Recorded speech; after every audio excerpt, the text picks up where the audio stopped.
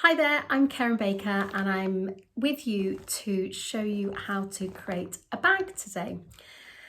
Fleasalina have brought out some really handy packs recently. They're in meters and this one is Style-Vil that we're going to be using, and also H250, and also some optional bondaweb if you've got some lying around. This is what we're looking to create. You can see this bag here. It's got a handy pocket on the inside and it's roomy enough to be able to fit a folder and more. You can see if you actually create with different sorts of fabrics, what different look it actually gives. So lots of things to do, lots of techniques. This is great if you are a beginner and you want a bit of a challenge. This bag will be perfect for you. You're going to need some different fabrics. You're going to need at least 5 or 6 fat quarters or a couple of meters, and the products that I've already outlined from Fleasalina, sewing machine, scissors and general threads and sewing things. So let's crack on and have a go at creating this bag. So to get going, these are all the measurements and what you're going to need. We are going to be doing a fly through this, so at any point feel free to stop the video and to see what I've done. I won't be sewing every single bit. I'll just show you and explain where to go and then show you the finished product, so this video isn't too long. So you're going to need a pocket fabric 1, 16 by 16, pocket fabric 2, again the same size, same square. If you wanted to do this out of one fabric, you would just have these exactly the same. Front and back fabric, 2 of these, and 14 by 16. The lining fabric for the inside, exactly the same size, 14 by 16. Then our Style-Vil, you're going to need 4 pieces in total. You're going to need 2 for handles, so that's 21 by 1.5, so 2 of those. And you're also going to need 2 pieces of the Style-Vil 13 by 15. And then the other Fleasalina product you're going to need is the H250, either 1 piece or 2 piece, depending on how firm you want your pockets. But again, that's going to be 16 by 16. And your handle fabric, 21 inches by 4.5. And again, you're going to need 2 of both of these because those are the handles. Right, so we're going to get started. So what you're going to need to do is cut out all your pieces, and then we're going to cut them in half diagonally. If you've got directional fabric, have them the correct way so that you can see the pattern, and cut one of them from left down to bottom right and cut the other one from bottom left up to top right. If it's non-directional, it won't matter which way you cut them.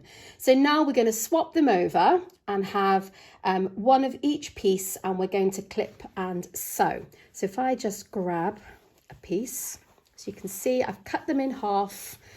If you want to draw a line or use a ruler, whatever you prefer. So we're going to put right sides to right sides, and we're going to clip these or pin these. You see what I've done there? So you've got our right sides together, and we're going to sew 1/4 inch just along the diagonal line, and we're going to do exactly the same to these 2 pieces as well.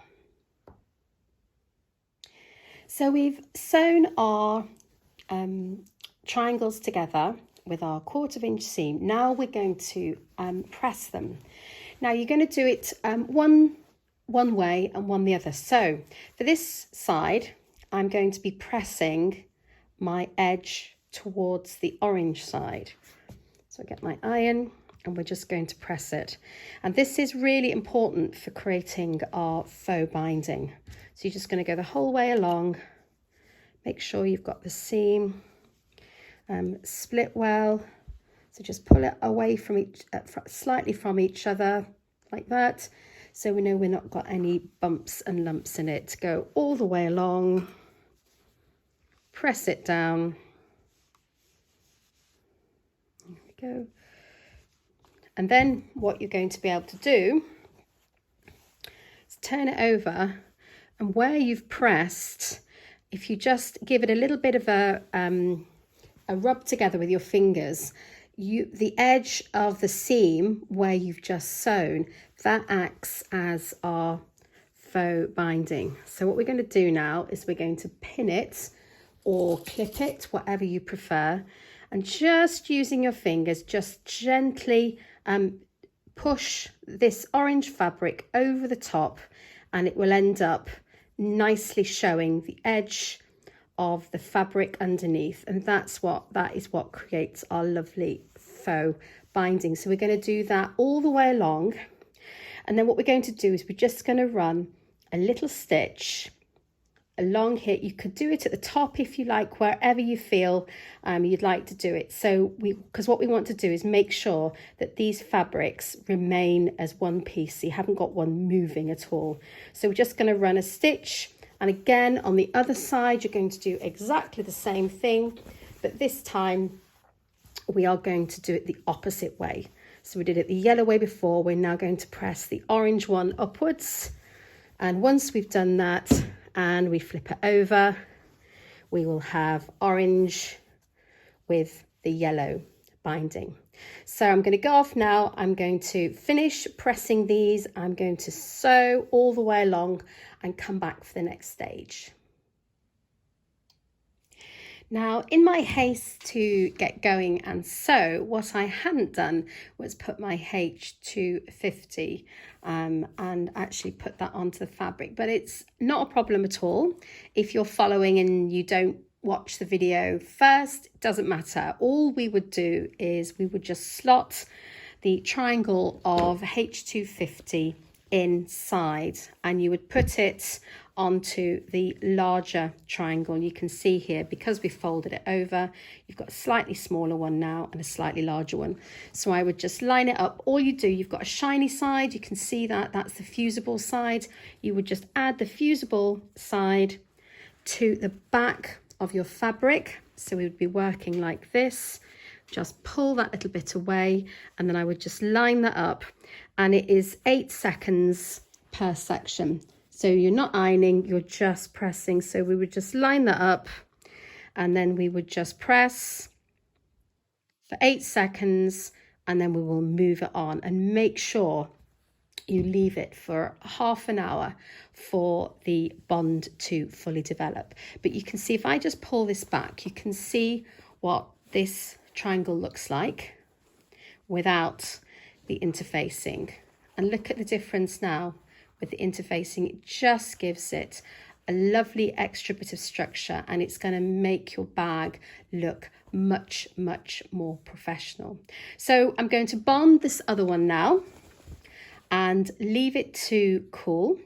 If you wanted an even more structured pocket, you could use an entire piece of H250. All I would do in the instructions here, I've just given you the amounts for one, because we're cutting that in half and we're using that on each pocket. But if you wanted to make it really very much more structured, then just cut 2 of these, and I would put them onto the fabric before you cut them, because it will just make it much easier. So that's if you wanted it to be more structured than what I've done.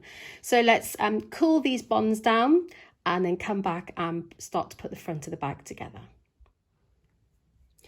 Now we need to trim our triangles. You can see that the triangles on the backs of each one are slightly different sizes. So we want to make sure that we've got an edge that is the same. So all we need to do now is trim with scissors or with a rotary cutter and just get a nice straight line. And once we've done that, we're going to do the other side as well. Do try, if you can, to get a good 90 degree, either line up with your ruler or on your cutting mat, or just line up and draw a line, depending on whether you're using scissors or whatever you're doing. But we're just going to make sure that both of these edges are even. Just give this another cut. There we go. So we've got our 2 sets of triangles all ready to go.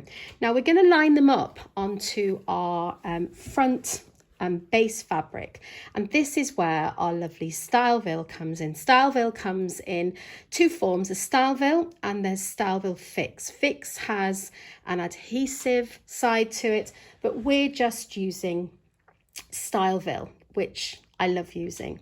Now, in order to put the fabric and the Style-Vil together, we are going to have to find some way of making sure that it doesn't slip as we're going to quilt it.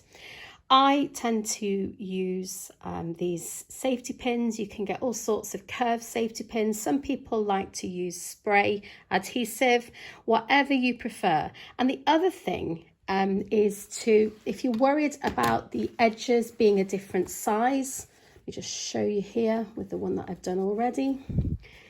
You can see with my Style-Vil and my fabric, the sizes that I gave you originally, if we look at my little chart again, the Style-Vil is supposed to be smaller. That's so that we've got part of the fabric without Style-Vil, so that when we sew the fronts and the backs together, it doesn't become too bulky at the seams. So don't worry if it's a different size, it's supposed to be. And if you have a look as well, one of the things when you're picking your fabrics, I chose this fabric because it was a nice repeat. It meant it was very, very easy for me to actually have a line to follow for when I was doing my quilting. If you are a beginner, you've never tried quilting before, or you've never added a piece of fabric onto something a little bit more substantial like this lovely Style-Vil, don't worry about it. You can always draw lines with an erasable pen. It doesn't have to be anything fancy. I've just kept it really simple. The other thing to mention is that when you are doing something that is got quite a bit of bulk to it, it's a good idea, if you have it, to use a walking foot, because that actually makes it a much simpler process. But I did it without, to show that actually you don't have to use it if you haven't got it. So if you're a beginner and you haven't got a walking foot, do not worry in the least. What you do need to do with your sewing machine though is increase the stitch length, because we're going through something quite bulky. So on my old lovely machine, mine is at 4.5. You might want to get a little piece of Style-Vil and fabric and have a little play around. I'm just going to do a little bit of sewing here. You might need to give it a bit of a helping hand. You don't want to force it through, but you might just need to help your machine a tiny bit. So I'm just going to push it through, and I'm just aiming for the little parts of the fabric to help me keep my straight lines. And then when you get to the end, trim it. You can back stitch if you like. My scissors have disappeared. The other thing that you just need to keep in mind is when we're doing this, make sure that you always go in the same direction. If you go, the temptation would be to go down and then to turn it and then to come back the other way. But if you do that, you'll end up with little ruffles or ripples in your fabric. So make sure that if you start at the top, you always do top to bottom whenever you're doing your quilting lines. So we're going to quilt our fronts and our backs, and we're going to bring our triangles and we're going to attach them all together. So we've got our quilted front, we've done our quilted back, and if you want to use little bits of leftovers, if you're using fat quarters, you actually could create like a strips of leftover fabric for the back, and that's a good way of using them up. What we need to do now is get our triangles, and we're going to line the edges and the bottom with the edge of the front panel. So I'm just, and depending on how you want it, it may be that you want this side to come up the front, whatever you prefer. And what we're going to do is line it up. Just make sure, again, at the bottom that it's all lined up precisely with the edge. And then what we're going to do is we're going to pin the position, and we're going to actually have this so that this pocket and this pocket is sewn together, but we obviously don't want it to be sewn to the front piece, because that is where we're going to want to put something in. So I'm just going to pin all the way down here. So I'll just try and do this carefully. You will have little overlaps at the bottom. Do not worry about that. So I can go to the bottom there and pin this. Yeah, don't worry about little tails of the triangle sticking out. We will trim those afterwards. So what I'm going to do now is I'm going to sew and in the middle, because it adds a nice little detail, or again, if you want to, you could just do back on this little bit if you've sewn at the very edge of the faux binding, because we're just wanting to make sure that these two pieces are attached together. So we'll go and sew this bit now. Right, so you can see I've sewn a line all the way down here, making sure that I was only sewing these two pieces and not sewing it to the main bit of fabric. You can see I've got some little moths on here. It's another great way to add interest to your bag without it costing very much. So I've just taken a few of the spare bits of fabric that I had left over, and first of all I added a layer of H250 to the back, just how we showed you before, and then I added a layer of bondaweb. You can find out how to do this in tutorials on Vlizelina's website or YouTube channel. And then when you've done that, add a layer of fabric. I used some of the orangey fabric. Press that, bond that with the bondaweb, and then you can just trim out. Because of time, I haven't got time to go through this in great detail, but then I just sewed those, making sure I back stitched well at the front and at the back, or the top and the bottom rather, of the moths. Give them a little press and they are just going to add a really nice bit of interest to your bag. So look out for things in your stash that maybe you could use to embellish your bag. So now what we're going to do is, ideally, if you're used to making bags, you may want to skip this step, but I always like to do this. Put a little basting stitch around the sides, because when we add our back to our front and sew it for the bag, we don't want our fabric to slip.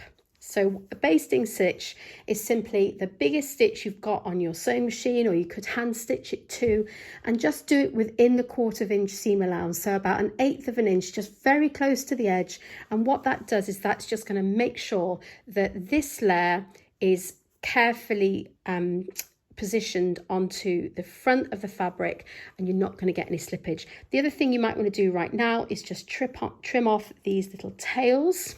And now we need to talk about our handles. So for the handles, you can see I've suggested using Style-Vil, and it's 2 pieces, 21 inch by 1.5, and the fabric 21 by 4.5, and again you're going to need 2 pieces of that.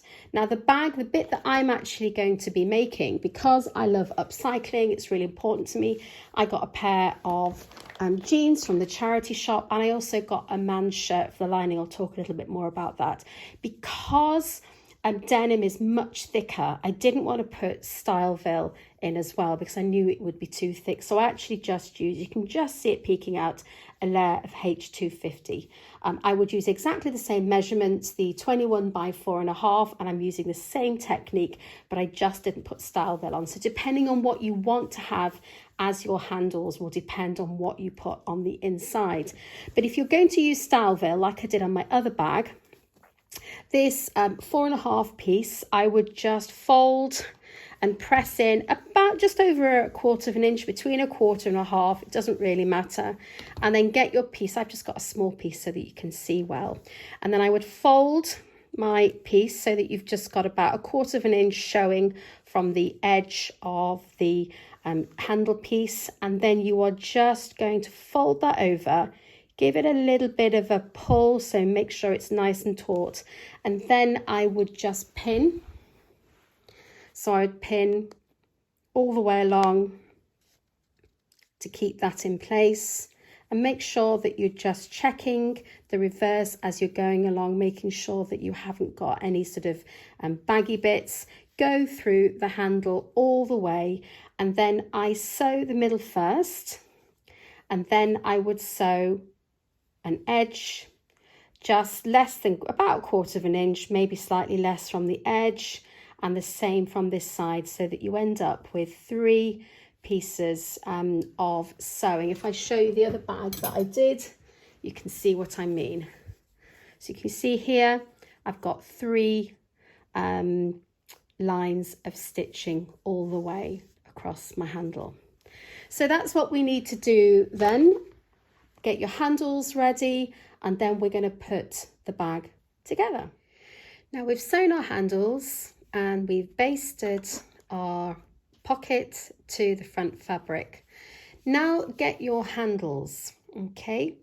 The best way of positioning your handles is to put them with the underneath facing upwards, and then just do this like that. So that's how your bag handle is going to look. Then the best way of doing it is just put it at the top and then just flip it down. And we know now that we've got it in the right position. Now center your fabric onto your mat or a ruler or whatever you're using. And I've put mine roughly about, there's my center point, about 2.5 inches. So I've measured roughly 2.5 inches. It doesn't matter as long as you've got an equal distance from the edge of your bag to the start of your handle. So then all I would do is just poke your handles up a tiny bit above the top of your bag. This just means that you're going to be absolutely sure that you're going to keep them in the seam allowance and they're not going to end up poking down. And then pin them or clip them, whatever you want to do, into place. And then we're going to run another stitch inside the seam allowance, so another 1/8 of an inch or just a fraction away from the top. And we're just going to go and sew a couple of times backwards and forwards on each handle, and we're going to do the same for the back as well. So our handles are attached to our fronts and our back. So let's go away and sew those handles onto our main bit of fabric. So we've got our handles basted to both the front and the back of our main fabric. You can see here I've actually added an extra pin to keep my handle from flipping up, getting stuck in the final bit of sewing that we're going to do. So now we're going to put right sides to right side together. So we're putting our main front and back fabrics together. And then you're going to want to pin or clip each of the edges. We are going to be clipping and sewing down one side, along the bottom and up the other side. Okay, just like in a normal bag where you would have the top open, we're not sewing that top bit yet. So just once round here, bottom and the other side. And for the lining, which we haven't talked about yet, again, the sizes are on the sheet. They're the same. They're 14 by 16. 2 of these. I just used an old shirt that I got from a charity shop, and with right sides together, I can't undo it. Anyway, right sides together, you can see the fabric there. We are going to pin. Now we're going to do it slightly different. This is the top. We're going to leave that. We're not going to be sewing that. We're going to be sewing the sides and part of the bottom. We're not going to want to sew this little bit here. This is where we're going to turn our bag out. So make sure that when you sew, you'll have to do it in 2 bits. You're going to sew from one side all the way down this edge here. Make sure you're back stitching well at this little point here, because there'll be quite a lot of stress as we pull the bag through. And again, you're going to be going down the other way, so plenty of back stitching at the edge, and we're going to take it all the way down and we're going to sew. So let's take them to our sewing machines, sew them all, and then we'll come back and talk about the final stage. Now we're going to come into really the very end of our bag making. You've done really, really well to get to this point. We're going to just create boxed corners, which is nice and easy. I'm using the bottom of my lining just to show you. There's the gap that we've left for turning, and you're going to do this just on the bottom 2 corners. So I'm going to take my measuring bit of little ruler. Let me just try and, so I'm going to be doing, I'll try and bring it in so you can see it better. Okay, I'm going to be doing 1.5 inches. So I've got 1.5 inches on that side, 1.5 inches on this side, and I'm just going to draw a little line. And when I've got that little line drawn, I'm going to trim the box out. Just a simple square.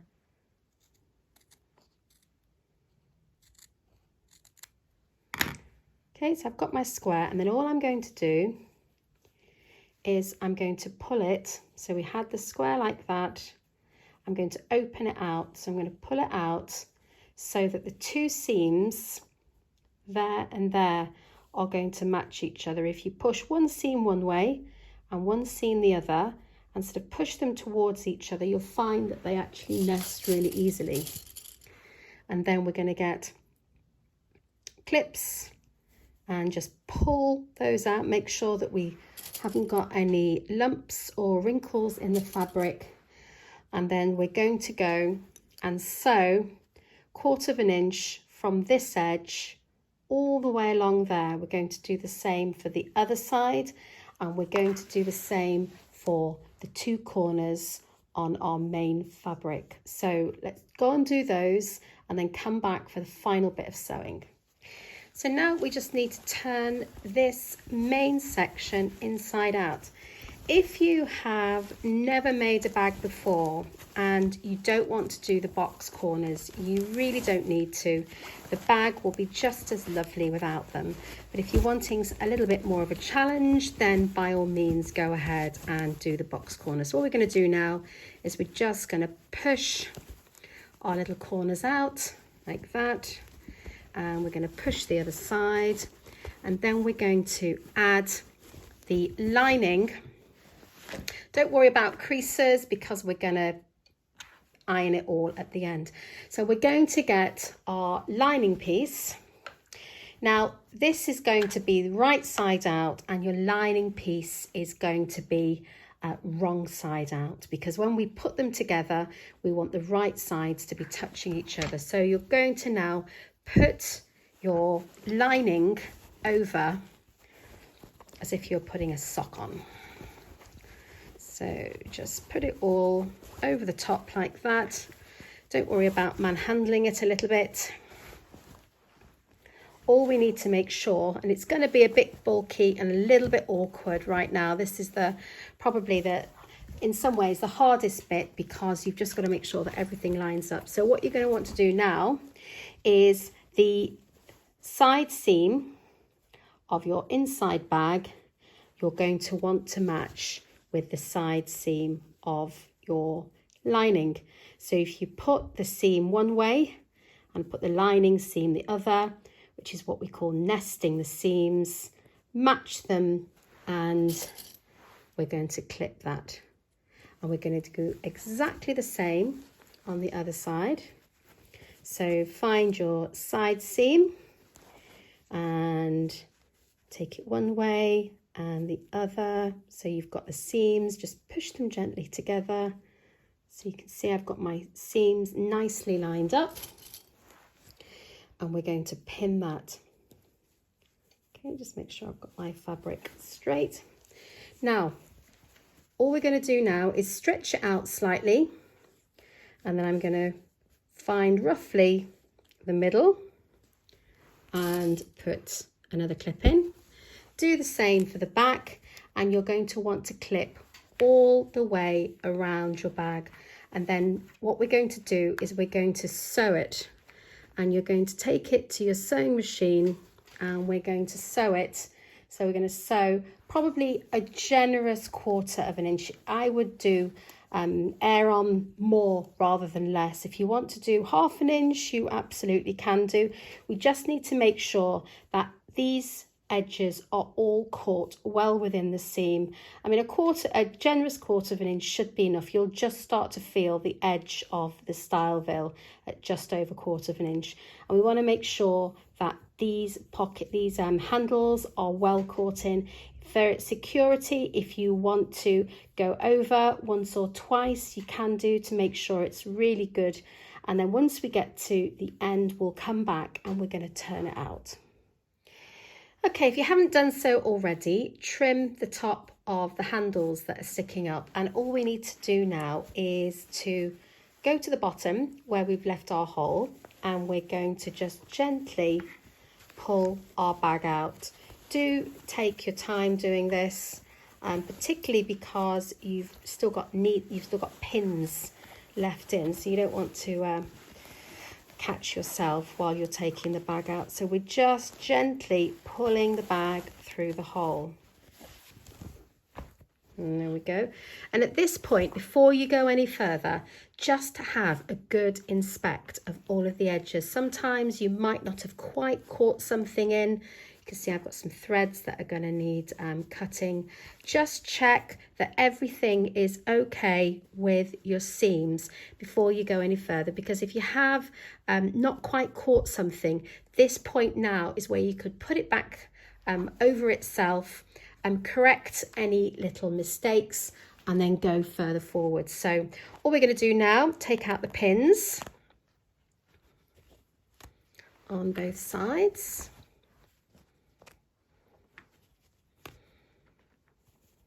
And before we actually push the lining back in, we just need to sew up the lining. So what you're going to want to do, you can hand stitch this if you want it to be invisible, or you could do it with matching thread colour so you're not going to see it. So just get where the edge of the sewing line is, tuck the edges in, and then you're going to clip this and you're going to sew it. So hand sew or machine sew, whatever you prefer, just tuck it in. But you don't need to worry about this quite so much because this is at the very bottom of the bag, so it's quite unlikely that anybody's ever going to see it anyway. So let's just go and sew from the bottom edge to make sure that we've got our lining intact and we get rid of the hole. Great, so all that's left to do is to put the lining back in. You can see here I actually use the pocket from the shirt to act as a fun little pocket, except that when I there we go. No, it is the right way around. I was going to say I'd put it in the wrong way around. So just stuff it back in to the corners, take off any little stray threads. And then this is the last bit. I would recommend that you do this if you've got time, is to gather your clips, just roll it back a tiny bit so that the lining is out of the way and you can't see it. Put this all the way around. There we go.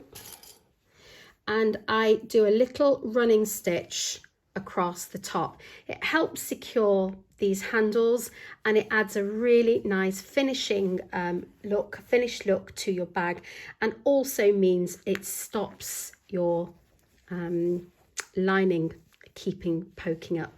So that's what I do. Go around, do it in a thread that is matching to your bag so that it's not really obvious. I'm going to end up with it showing because I've got multiple colors on here, but that's what I do. And then once you've done that, you're just going to give your bag a lovely press and you have finished your bag then, and you can gift it or use it and you can be really proud of what you've created. Well, thanks for joining me making a bag. I really hope that you give it a go. This is the bag, finished bag. I can hardly fit it in the frame. you will be able to do some amazing projects with your own versions, and we would love to see them. So if you've had a go and you would like to post in our Facebook community, do head over there and show us what you've been making. Or if there's anything else that you've been making with Vlisolina products, do show us there too. You can connect with us on Instagram, on YouTube, vlisolina.com. We would love to see what you're creating with Vlisolina products. Do keep an eye out for another video, which is making a purse which goes perfectly with the bag that we've just made. Thanks for being with me. Take care. See you soon. Bye.